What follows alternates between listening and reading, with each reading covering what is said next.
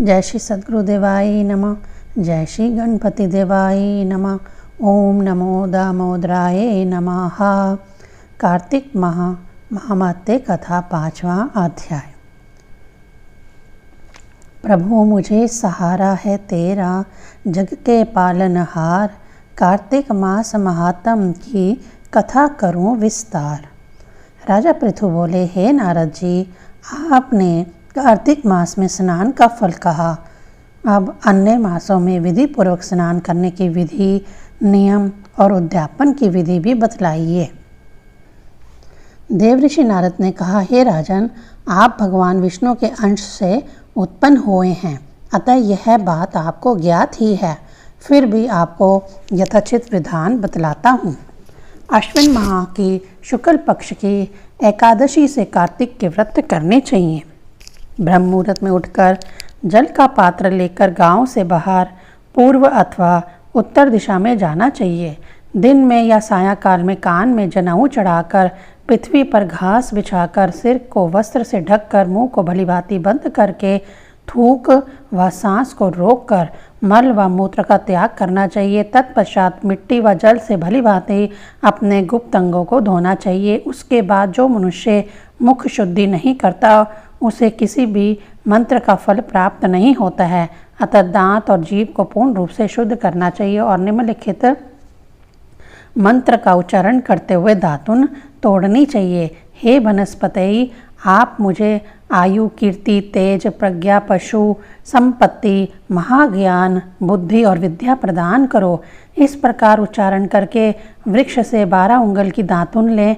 दूध वाले वृक्षों से दातुन नहीं लेनी चाहिए। इसी प्रकार कपास, कांटेदार वृक्ष तथा जले हुए वृक्ष से भी दातुन लेना मना है। जिससे उत्तम गंध आती हो और जिसकी टहनी कोमल हो, ऐसे ही वृक्ष से दंत धावन ग्रहण करना चाहिए। प्रतिपदा, अमावस्या, नवमी, छठी, रविवार को चंद्र तथा सूर्य ग्रहण में दातुन नहीं करनी चाहिए। तत्पश्चात भलीभांति स्नान करके फूल माला, चंदन और पान आदि पूजा की सामग्री लेकर प्रसन्नचित्त व भक्तिपूर्वक शिवालय में जाकर सभी देवी देवताओं की आर्ध्य, आचमनीय आदि वस्तुओं से पृथक पृथक पूजा करके प्रार्थना एवं प्रणाम करना चाहिए। फिर भक्तों के स्वर में स्वर मिलाकर श्री हरि का कीर्तन करना चाहिए। मंदिर में जो गायक भगवान श्री हरि का कीर्तन करने आए हों, उनका माला, चंदन, तांबूल आदि से पूजन करना चाहिए, क्योंकि देवालयों में भगवान विष्णु को अपनी तपस्या, योग और दान द्वारा प्रसन्न करते थे। परंतु कलयुग में भगवत गुणगान कर को ही भगवान श्री हरि को प्रसन्न करने का एकमात्र साधन माना गया है। नारद जी ने राजा पृथु से बोले, हे राजन, एक बार मैंने भगवान से पूछा कि प्रभु, आप सबसे अधिक कहाँ निवास करते हैं? इसका उत्तर देते हुए भगवान ने कहा, हे नारद, मैं बैकुंठ या योगियों के हृदय में ही निवास नहीं करता, अपितु जहाँ मेरा भक्त मेरा कीर्तन करते हैं, मैं वहाँ अवश्य निवास करता हूँ। जो मनुष्य चंदन, माला आदि से मेरे भक्तों का पूजन करते हैं, उनसे मेरी ऐसी प्रीति होती है जैसे कि मेरे पूजन से भी नहीं हो सकती। नारद जी ने फिर कहा, धतूरा, गिरिजा, चमेली, केसर, कंदार और कटहल के फूलों व चावलों से भगवान विष्णु की पूजा नहीं करनी चाहिए। अड़हल, कंद, गरीश, जूही, माल्टा और केवड़ा के पुष्पों से भगवान शंकर की पूजा नहीं करनी चाहिए।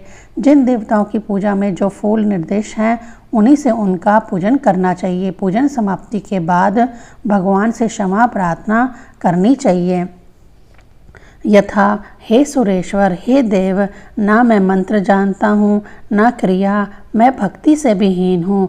मैंने जो कुछ भी आपकी पूजा की है उसे पूरा करें। ऐसी प्रार्थना करने के पश्चात साष्टांग प्रणाम करके भगवत कीर्तन करना चाहिए।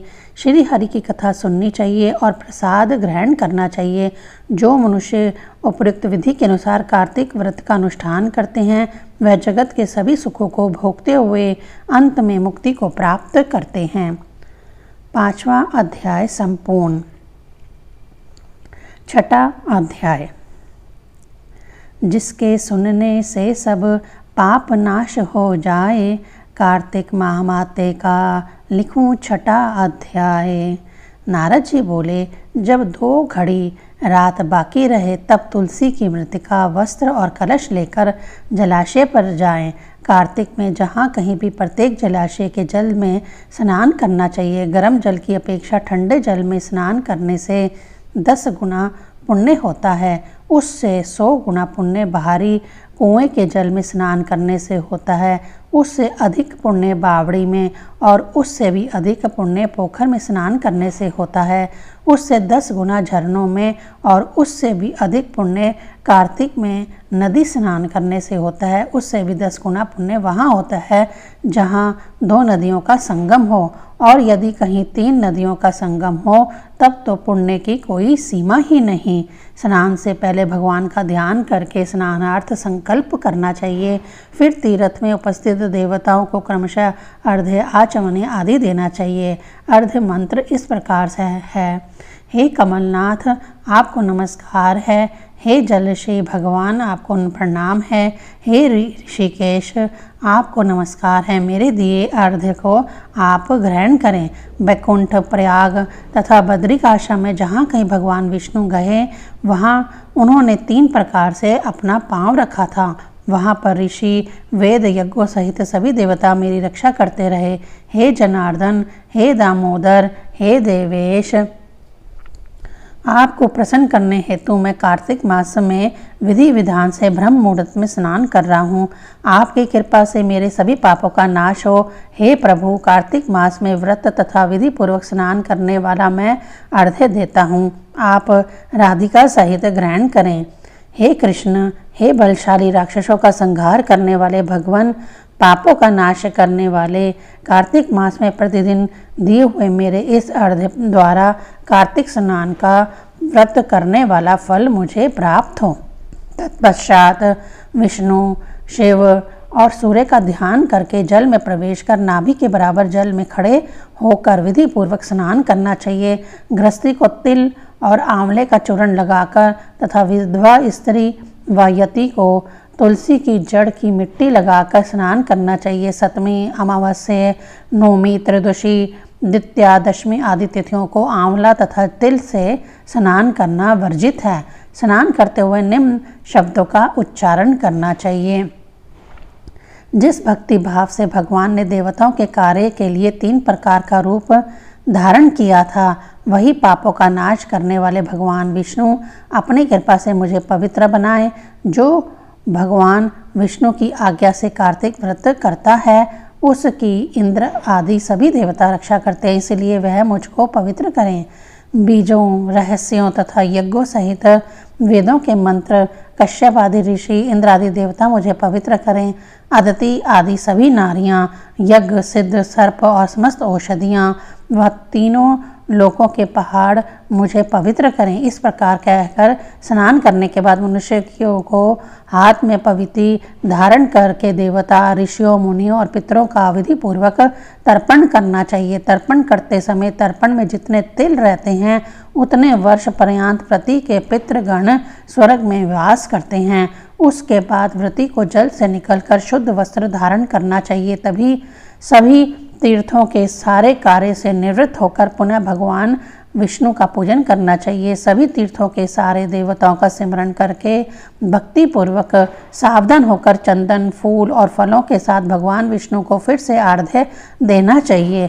अर्घ्य के मंत्र का अर्थ इस प्रकार है, मैंने पवित्र कार्तिक मास में स्नान किया है। हे विष्णु, राधा के साथ आप मेरे दिए अर्घ्य को ग्रहण करें। तत्पश्चात चंदन, फूल और तांबूल आदि से वेद पाठी ब्राह्मणों का श्रद्धापूर्वक पूजन करें और बारंबार नमस्कार करें।